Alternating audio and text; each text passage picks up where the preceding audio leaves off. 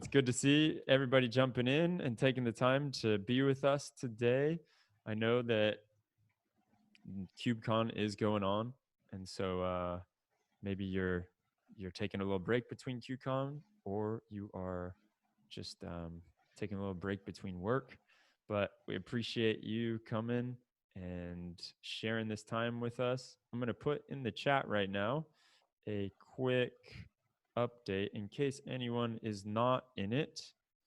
You can find us on Slack, and the Slack channel, we try to just keep it active. It's where we can continue the conversation after the fact. If you want to talk with Dave, he is on there. Dave is with us today. He's going to be talking about all kinds of goodness. So if you want to join us there, the Data on Kubernetes Slack channel, I just threw it in the chat.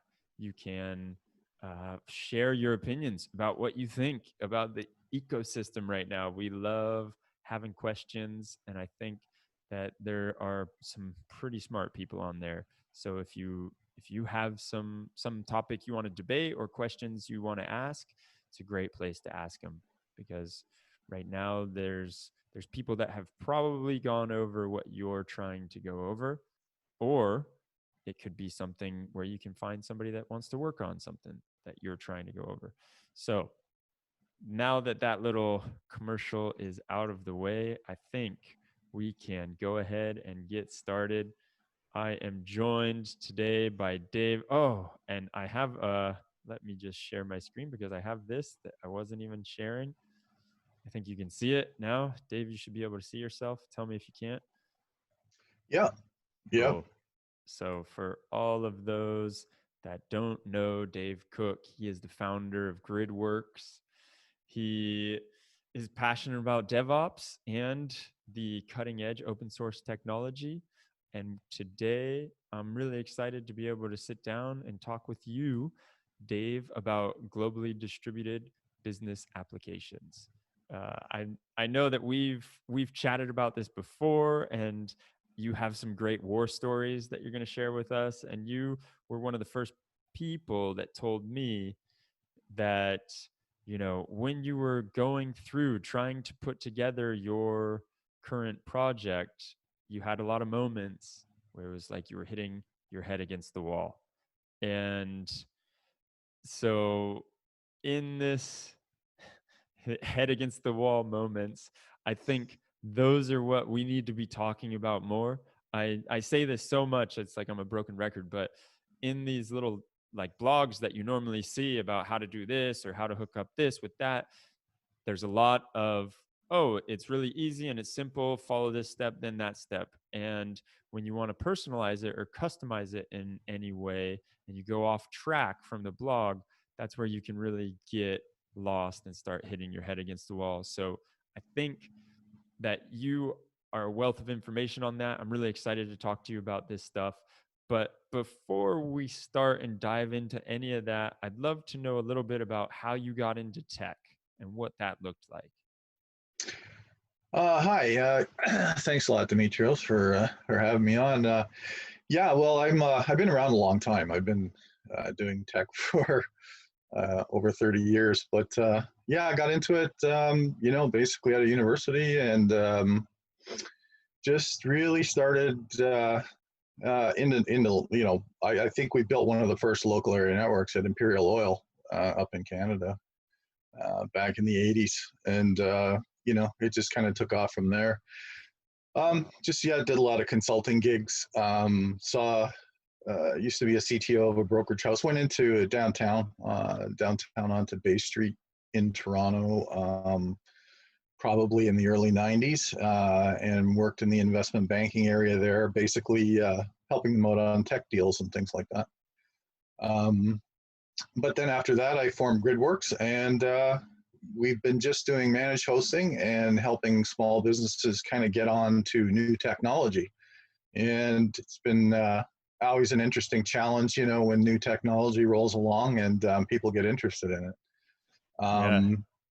And, you know, it's really, I look at it from I take kind of a holistic view of it, you know, like I'm really more into the business aspect of new technology and how it can be applied, to businesses. Because basically that's the bottom line. I mean, if there's no business value there, there really is no reason to, in a lot of cases, there's no reason to pursue it. A lot of tech guys tend to just do the tech because it's cool tech and it's nice to do, which I love. That's my gig. But I also try and keep the business in mind, when we do these little ventures. And on that note, can I just stop you real fast? I think there is a big question that lingers in my mind, and it's, since you've been around for a while, you've seen changes, you've seen evolutions in different tech, as you're saying, and how have you bet on which horse that you want to follow, and how has that worked out? I imagine you bet on some of the wrong horses sometimes, and can you tell us a little bit about that? Yeah. Some technologies just didn't quite hit the mark. Most of them are pretty self-evident. The internet, LAN WAN type technologies, distributed applications, that kind of thing. A lot of that technology almost came along by necessity more than anything. So it was kind of a no-brainer. Some technologies, are taking a harder time to kind of, like virtual reality was one of them. It just kind of sat there. It's still there. I'm not sure exactly where it's going to go. Things like that. But most of the technologies that we've hooked up onto, have stayed the course. Pretty much. And so you started playing around on Kubernetes a while ago. And can Yeah. you talk to us about that evolution and how you came to, first of all, hear about Kubernetes and how you decided to start using it? And you said, hey, this is the horse that I need to be betting on? Yes. The business reason for Kubernetes was efficiency and obviously cost savings. All my clients right now are co-located, and that's starting to become very expensive for them. These people still, most of the folks there still like to have their stuff in their own bit barn, and that's just the way they are. And because they're running their business off of it, and they still have that kind of mindset from the 90s and the the noughties is I want to keep my stuff where I can see it. But the co-location costs now are starting to get pretty crazy, and they're really starting to look for cheaper ways to do it. One of the reasons I went with Kubernetes too at the beginning was to make my life easier, to orchestrate the containers. I've managed to get all my clients on Kubernetes, but now basically we're running Kubernetes in the colos on their own iron. So it's kind of made my life easier, but it really there isn't much of an advantage so far for them, because I'm basically doing pretty much the same thing as I was doing before, only it's on Kubernetes. Yeah. And I think I may have jumped a step real fast. Maybe it's nice if you can backtrack a little bit and just talk about what you're doing. And I know you're trying to scale Odoo. Yeah. And so can you talk to us a little bit about that? Yeah. Odoo is an ERP system. It's more popular, I think, in Europe than it is over in North America. But most of my clients use it, and it has a Postgres backend. And right now on Kubernetes, we're basically running everything local PV, local path, local everything. So basically every client has their own database, and they have their own instance of Postgres running the application. So again, as I mentioned, it's kind of like the way we used to do it, but I'm in the Kubernetes world now, which is a step forward for them, believe it or not. But it's baby steps, but at least they're going in the right direction. So what my plans are in that area is to actually, what I'd like to do is have one giant instance of Postgres running. Move all these clients, eventually transition them to the cloud, and that's what I'm trying to pitch to them right now. So you saw quite a bit of migration from whatever they were doing to Kubernetes, and Right. you were the proponent for that one. Yes, and that began 2018 time frame, and that's kind of when I hooked up with the Open EBS folks and Evan and things like that, and kind of got interested in their technology, and it made my life a lot easier as far as managing the whole storage aspect of the equation, and that was great. That was a real help because at that point I was using Ceph. And kind of hacking around with that, and it was tough, and it was just tricky and just fiddly. So when I found OpenEBS, I was just like, So can you give us a bit of an overview? I mean, I know you're using OpenEBS, but what else does your production architecture look like? What other tools are you using? Yeah, basically the servers are just vanilla Dell boxes, standard rack, Kubernetes, Rancher, OpenEBS, Odoo, and of course Postgres along with it. Monitoring, we're using Prometheus. And backups, right now, backups are the whole backup infrastructure. I hate to say this on live air, but it's actually just scripts running and pushing it to S3. sorry, Evan. But I've got, I'm looking really seriously at Kubera. Oh, nice. Because they have the backup. That was the main thing, was the backup ability now that they have. And seriously looking into that right now as the backup solution for all the Postgres and all the data layer. Cool. And how are you using any operators? No, believe it or not. Yeah. Cool. Just right now is just using Helm charts, and pretty straightforward. All right. So now that we know what you have, can you give us a bit of insight on what you would want it to be in the future, where you want to take it? Sure. Yeah, absolutely. I'm really looking to offer it as more of a SaaS offering.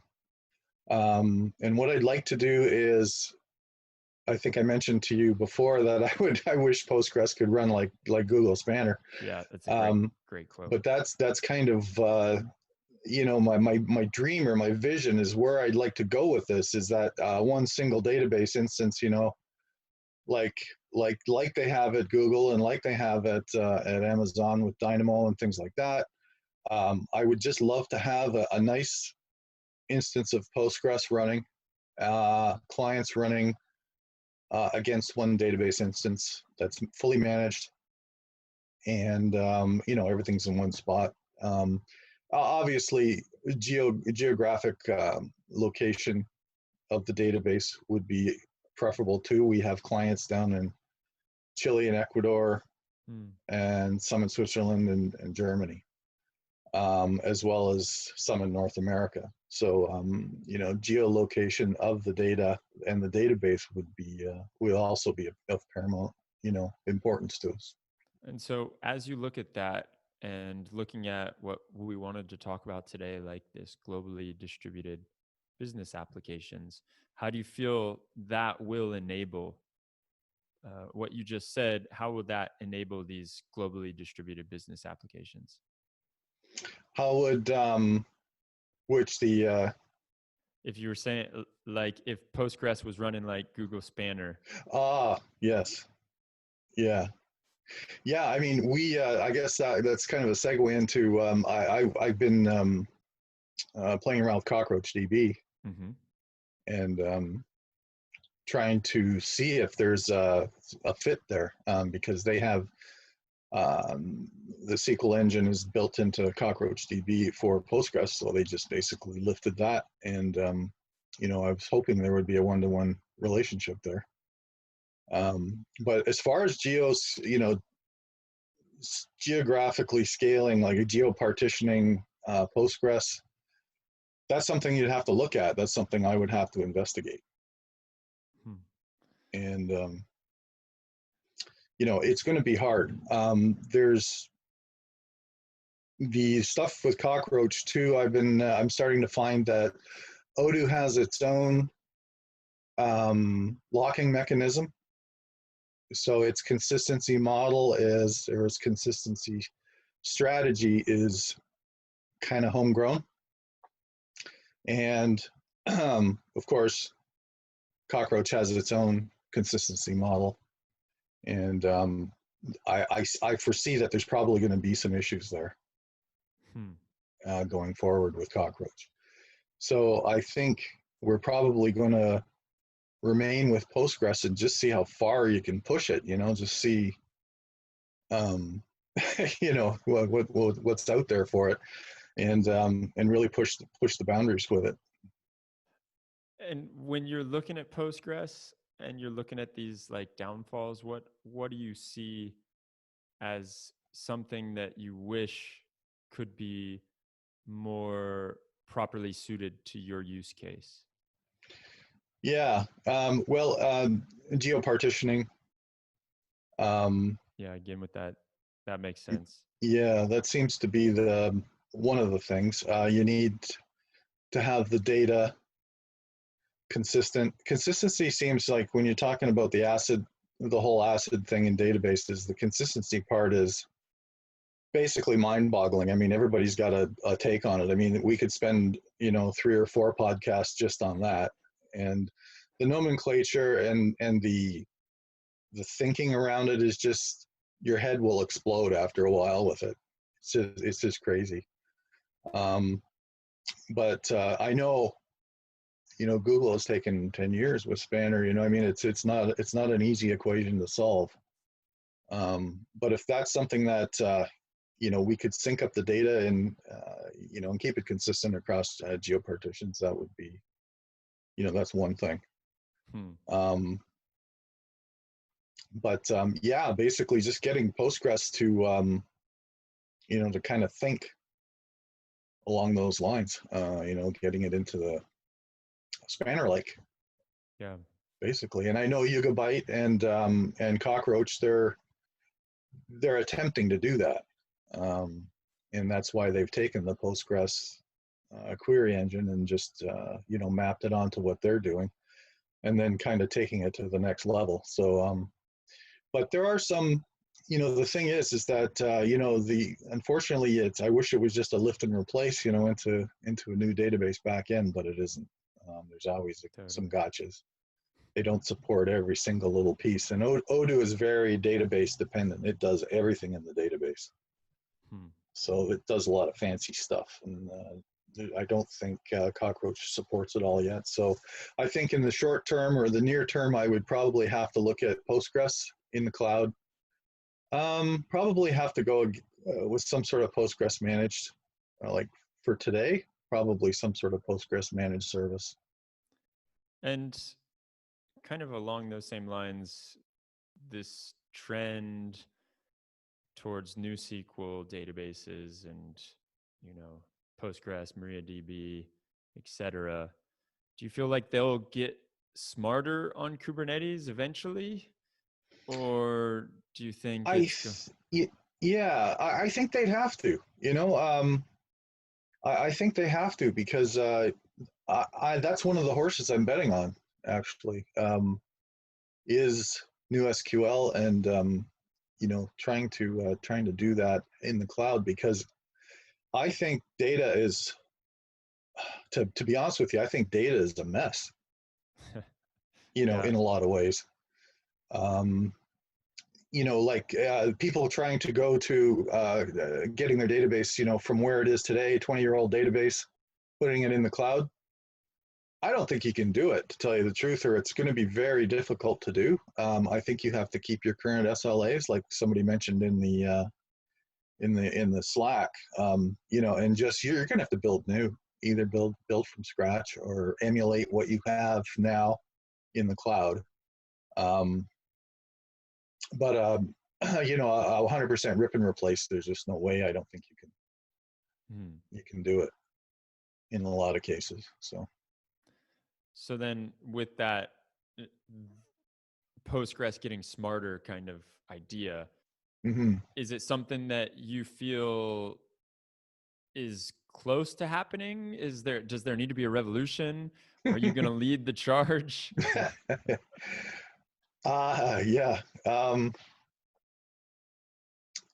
I guess it depends on the use case. If you're a small shop and you really don't need all that kind of stuff, then you probably just stay with the way it is now. But I think if the cloud, and if people are going to actually adopt the cloud in a real serious way, I think they got to get the data straight. Because it's just right now, it's again all over the place. You can see why Google didn't really tackle it day one with Kubernetes. As we've mentioned, and a few of the folks in previous podcasts have mentioned, data is kind of a bit of a black art up there right now. Yeah. And, everybody's kind of doing it their own way. If there was kind of a nice way to just plunk a database, right in there along with your control plane and everything else, that would be, that's nirvana there. And of course, Google's done it with Spanner. And, I think there's a wide open gap there for somebody to come along and fill it. It may not be Postgres. It may be something else. You never know. Yeah, it reminds me of when we talked before and you mentioned, why hasn't anybody figured out some machine learning that could make this easier? Yeah. I think it was something along those lines, right? Do you remember what you were saying? Yeah, one of those, well, it's funny, I remember back in the Oracle days, we used Oracle and Sybase on the trading floors, and, you'd spend $500,000 on an Oracle license, but then you'd spend another $500,000 on a consultant to come in and actually tune it to make it work. It's like buying your car and then having your mechanic come down and actually make it work. But yeah, that's great. That's classic. Yeah. So it's, I wish there was, to get back to your question, what we were talking about. It's just that it seems like every time you start something or you build something, I guess that's why DevOps is so popular. Maybe I'm putting myself out of a job, but the thing is that a lot of this stuff can be done already. Like it seems like every time you go to a new technology or you go to install something, it's always like it's the first time you've done it. And it just gets monotonous after a while. And I know that everybody's tried it with Ansible playbooks and, all the various puppets and everything out there to do it. And, it's just, I don't know. I think as regarding the machine learning portion of it, I wish there was something in, Rancher that could just back up. You just want to back up something, back it up. If you install some new technology, like if you install Odoo, if you look at Odoo and Postgres, especially Postgres HA Helm chart, and look at the number of parameters that are in the list in that Helm chart to add to this. And most of them are cookie cutter. They could just, if it was just possible, go out and smell out your environment, with what you've got out there, your pods, they look at your CPU, blah, blah, blah, and just give you some sane defaults just to get you going. Because those, that whole thing there to get you going is just, a lot of people just turn away from it. Yeah. It's really hard. That's it's interesting you're saying that. I see Dean threw in the chat that, the problem with data is you have to customize to it, and every use case is different. And so that is the idea here with some kind of machine learning tool that would go and basically understand how it needs to be customized. And I think there's definitely that would be ideal. I don't know of any tool that does that right now, but if anyone Right. out there wants to to build it, let us know if you do. Uh, but I've got another question in the chat Mm-hmm. from Kieran, and Conrad's asking, how much would you be willing to pay for such an ML tool? Conrad, we'll talk afterwards, Conrad. It's like he's got a gig. Yeah, exactly. Conrad, we will hire you. Don't worry. Let's chat afterwards. I'll Yeah, see you in absolutely. Slack. Yeah, But that's good. but Kieran was asking, have you come across a scenario where you had to scale up your data platform as the customer was on a growth path, and have they ever come back with requests to scale down gradually, probably as they migrate, or they may have scaled down post campaign or an event? Yeah, how about losing the customer? Oh, That actually happened once too. Um, I scaled them right back to nothing. But yeah, there's that's because of COVID. That's a totally other story. But yeah, there has been people where I had one client who was a friend of mine. He used to be actually my roommate at university. He owns a fulfillment company called Northland in Toronto, and he grew. They grew quite a bit, and I helped him out getting his database increased. Kind of on the fly.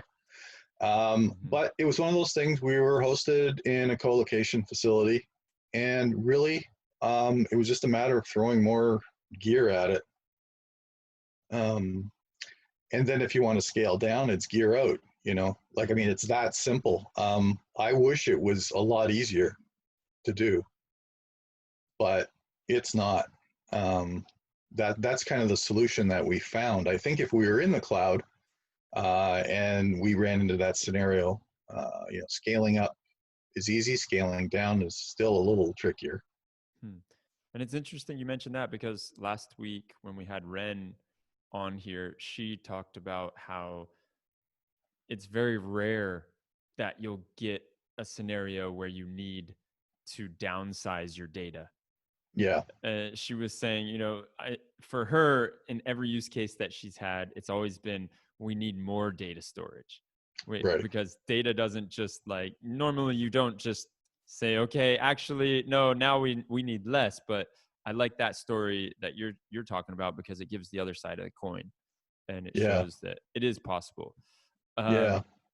So I'm seeing another question in here in the chat from Kieran, who's asking about the onboarding of your customers onto Kubernetes as a data platform, and how that looked. And then, are they more receptive now than they were 2 or 3 years ago? Or what is the idea of Kubernetes and data and all that look like still these days? It looks a lot clearer. It looks they're seeing the advantages of it now. I noticed that most clients are reading more about it now. It seems to be in the news a little bit more. When I first introduced it to folks, they thought it was just the next kind of orchestration tool, big whoop. Then it turned out to be the orchestration tool, and they go, and now you look like a hero, and so they like it. They really like the fact that they're on that path, and that we chose the right horse.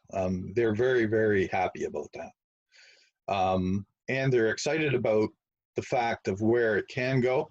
As I say, we're running into the data challenges right now. But the thing is I'm getting buy-in from the C-level execs a lot more now. The techs like it. Some of the guys have their own techs on site. The techs are starting to warm up to it. They like it. It's making their life a lot easier. So yeah, it makes sense. Yeah, it's looking good. Yeah, and the more that it gets, the more popular it gets, and the more that Kubernetes eats up the world, I think the more people are going to be receptive to it. Yeah, I think it's basically won the orchestration wars. Now it'll probably be the management Kubernetes management wars next. Who's going to manage all this stuff? Yeah, But yeah, completely. that'll probably be the next phase. Excuse me. And so I'm wondering, as far as Odoo goes, are you planning on running it on top of Kubernetes via operators, or how does that look right now? Um, there aren't too many operators out for it right now. I'm probably, yeah, I probably will go the operator route with it. Um, I'm looking at some operator options right now for Odoo and managing it, because we're getting to the point now where it's, there's a lot of things that you can do with the operators that you can't do with just a standard Helm chart. And Yeah. So we've kind of gone from out of our diapers and now we're into, big boy pants, right? Stupid metaphor, but anyways, Yeah, well, that was kind of where the question was coming from. Like, if you want to scale and you want to go Yes. bigger, Yeah.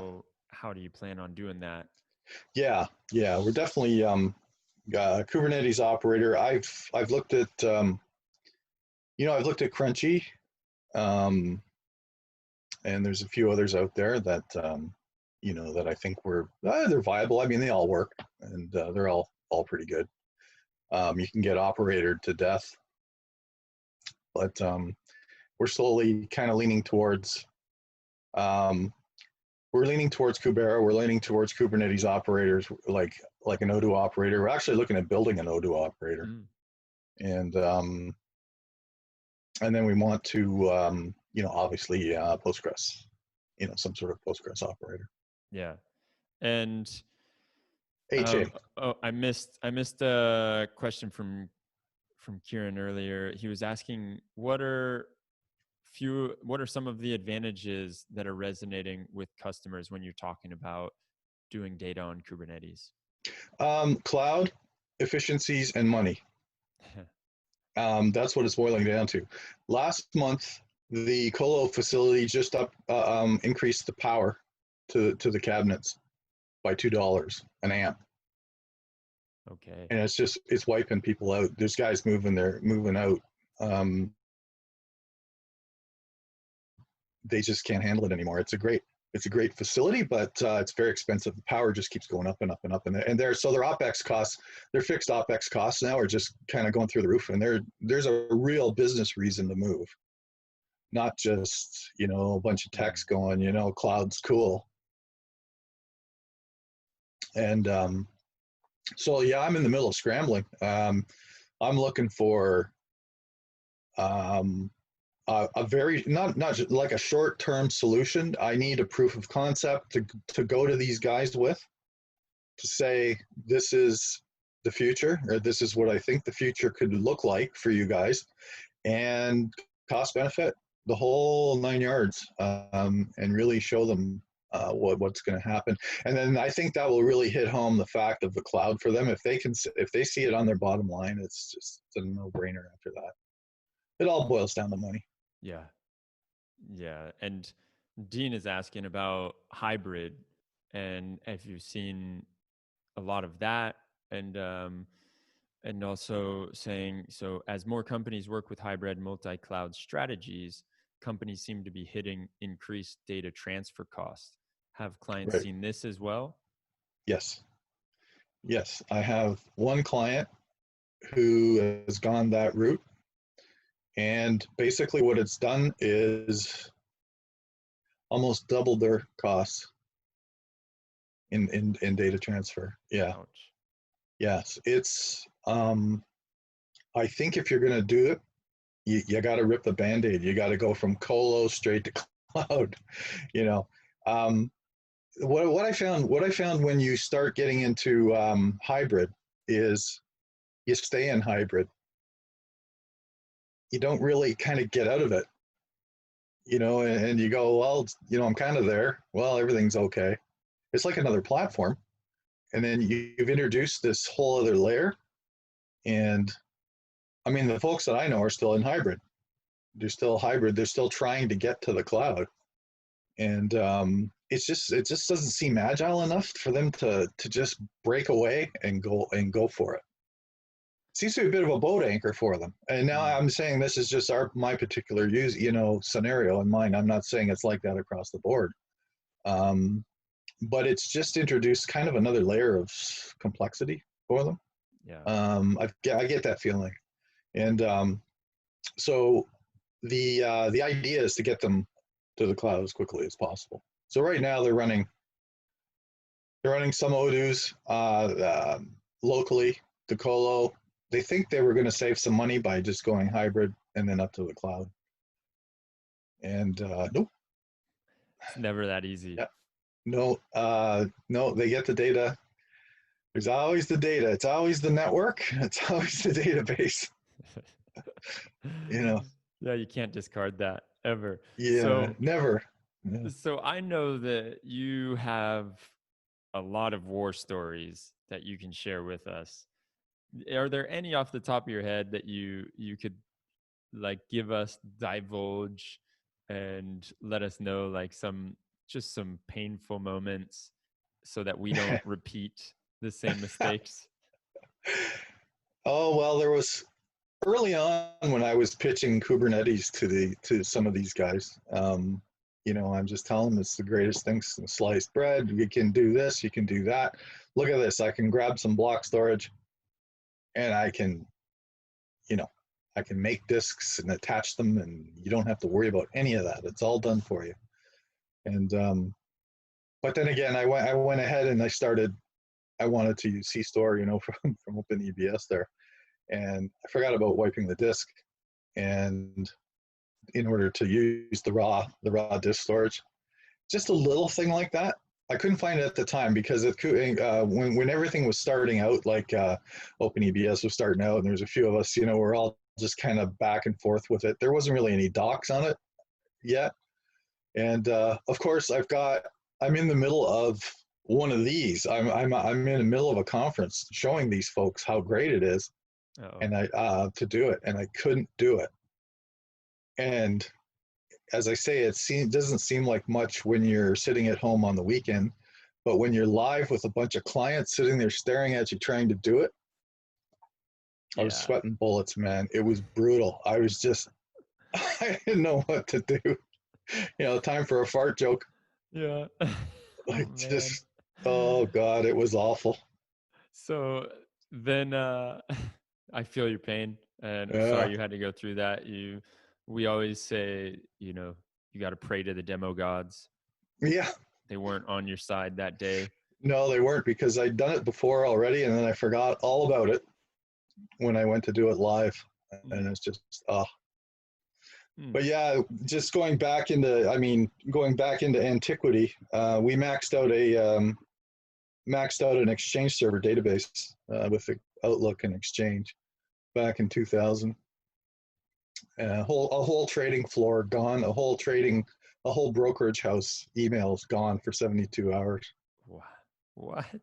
Yeah, it was crazy. Back in the day, even before this was when Exchange and Outlook was run on the Access database.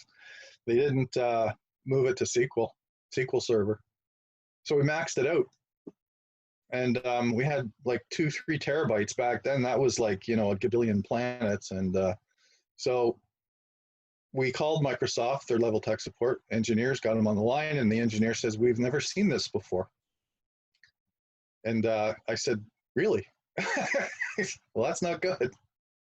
So yeah, 72 hours, no sleep, getting the thing back up and running. Just crazy. Ouch. No. Yeah, you want to see angry users? Like there's angry users, and then there's traders who can't get their email angry, and those guys are insane. Yeah, I imagine you stayed in your little office, or you stayed away from the office just altogether. Yeah.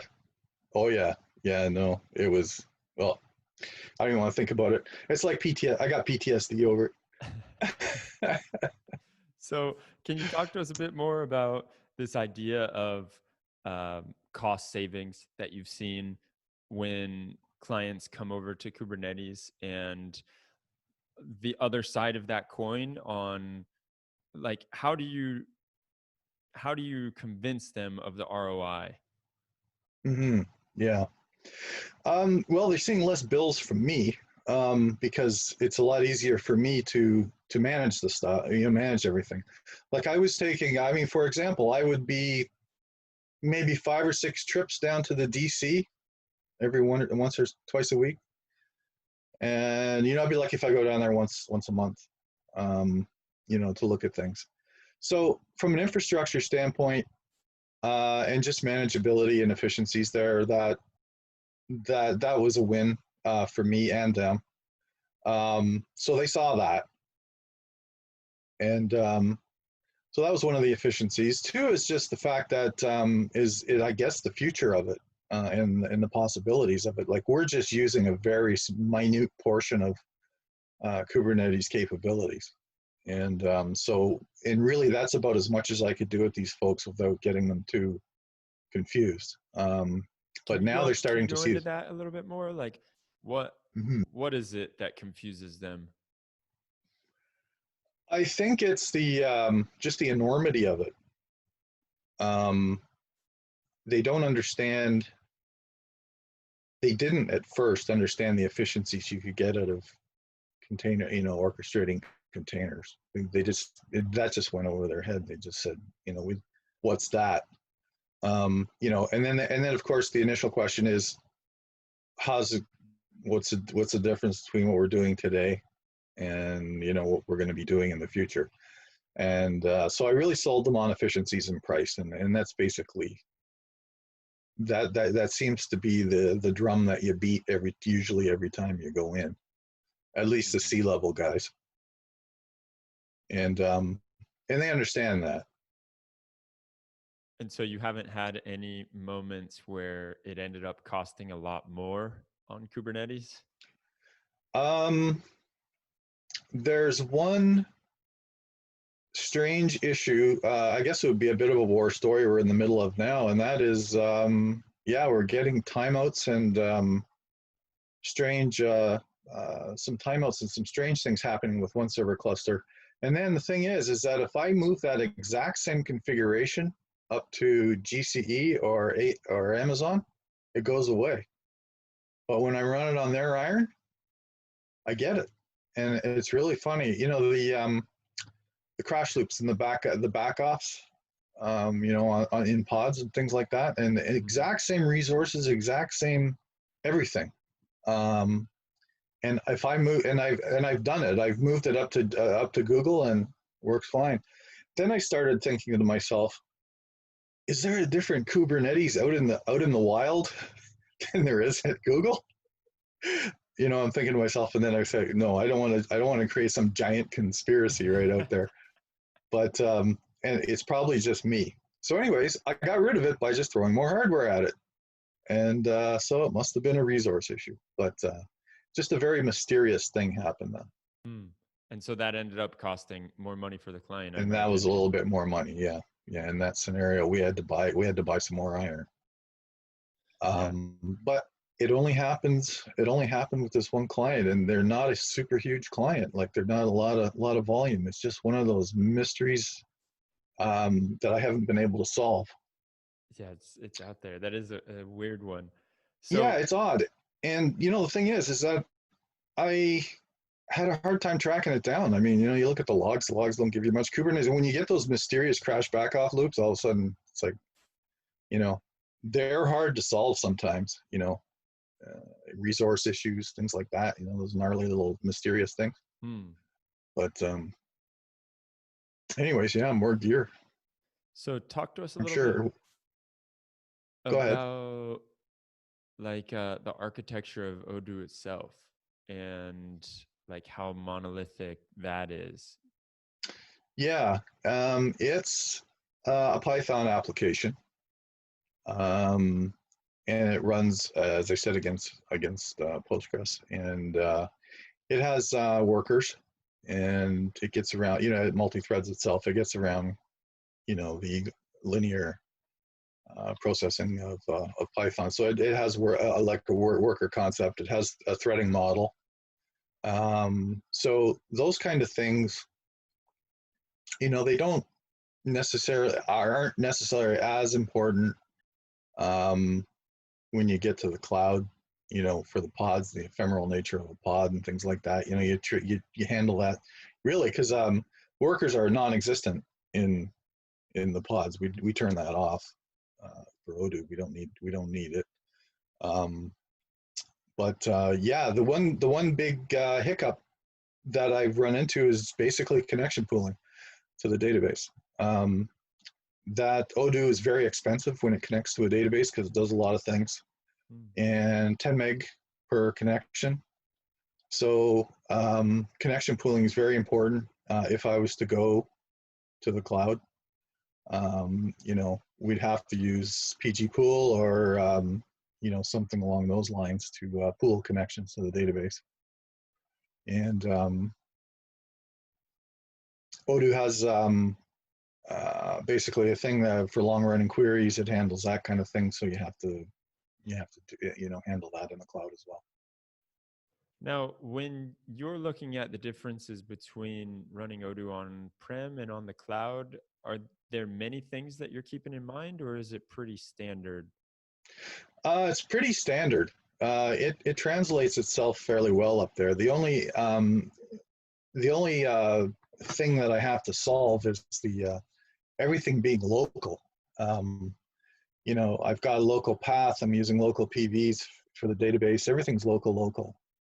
Um, I can't seem to break out of that, running everything as closely as possible to the Odoo instance. I've tried running Odoo against managed database services, RDS, on Amazon. It's not bad, but it slows down once it gets going.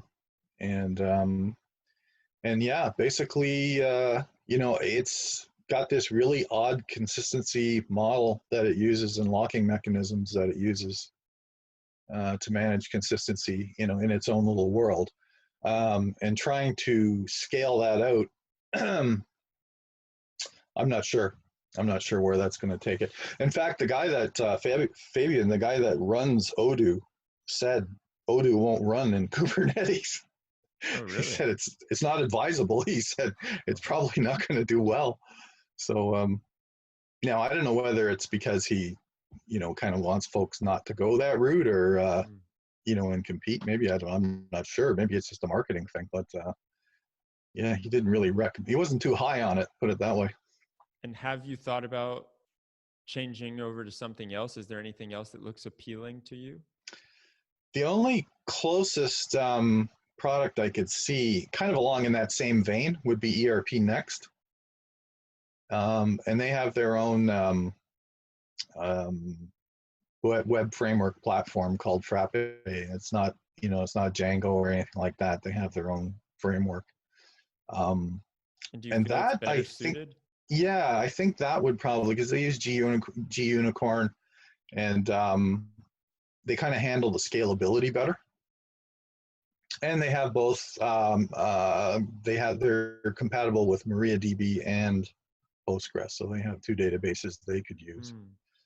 Mm. And they're not as reliant on the database as Odoo. Odoo is a fairly it's been around a while, and it's pretty mature, but it's kind of got its own way of doing things, and And so scaling might be a bit of an issue. can you give us just out of my own curiosity some use cases that you're like, this is definitely an Odoo use case? Hmm.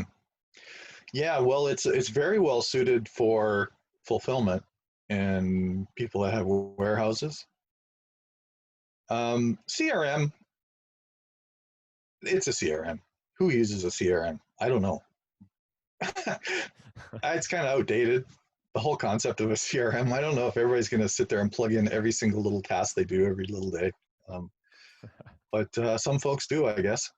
But they have a lot of nice things. They have a nice little marketing automation system. They have blogs. They have all the stuff that businesses need to run. They have a pretty good point of sale system. They have pretty decent e-commerce component, but most folks will go out and use something else, and then attach to it. Another issue with Odoo is it's hard to talk to it. Like they use RPC, and there are some REST APIs for it, but it's very difficult to kind of tap into it. Yeah. So it's kind of hard that way. So now I see we're getting close to the end of time. Maybe there's one more question that somebody out there wants to ask, but before that, I'd love to hear from you this just kind of phrasing in a short summary, this idea of globally distributed business applications that we came here to talk about, Yeah. and what you feel about that. Yeah. Well, yeah, I guess we should address the topic that we chose at the beginning. I think it boils down to data, and what you can do with it. And IBM has had this problem for years.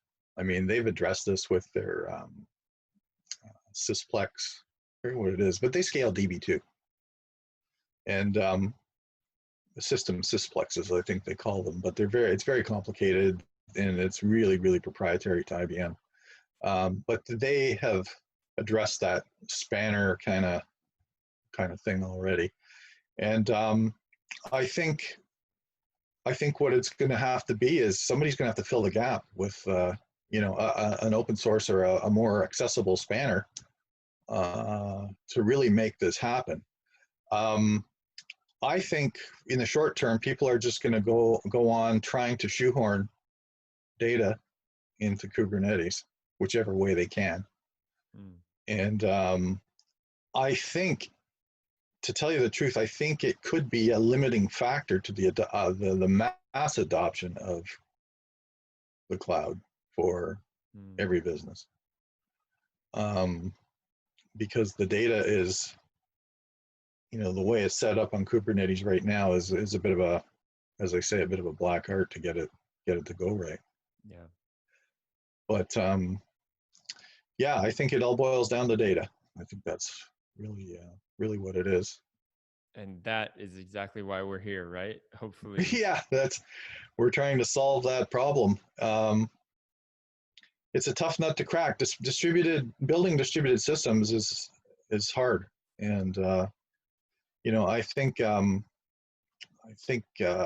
we're getting close with Kubernetes. We're getting very close, but until we solve this data problem, I don't think everybody's going to be jumping on board. Yeah. I think there's still a lot of testing, a lot of fiddling going on around with Kubernetes. Tons of people are testing it out and trying it out. I took the plunge and put it into production, and it seems to be working okay. Yeah, totally. Except for the data.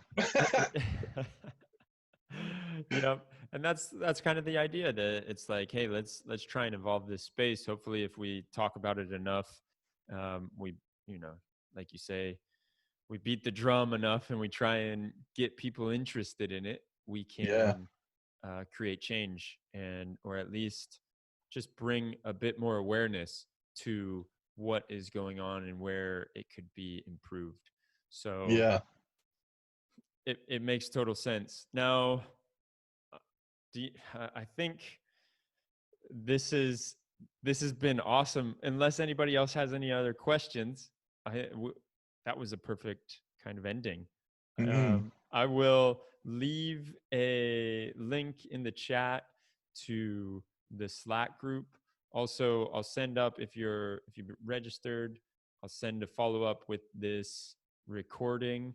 So in case anyone wants to send this over to a friend and say, look at what we're talking about with data on Kubernetes, you can feel free to do that. I hope everyone enjoyed the chat. Thank you so much, Dave, for coming and talking to us. I appreciate it. Thanks for having me on. Shared so much wisdom. And I will, Conrad, let's chat about that machine learning, huh? Absolutely. Yeah. So take care, everybody. Thanks for joining us. Enjoy. We'll see you later. See you guys.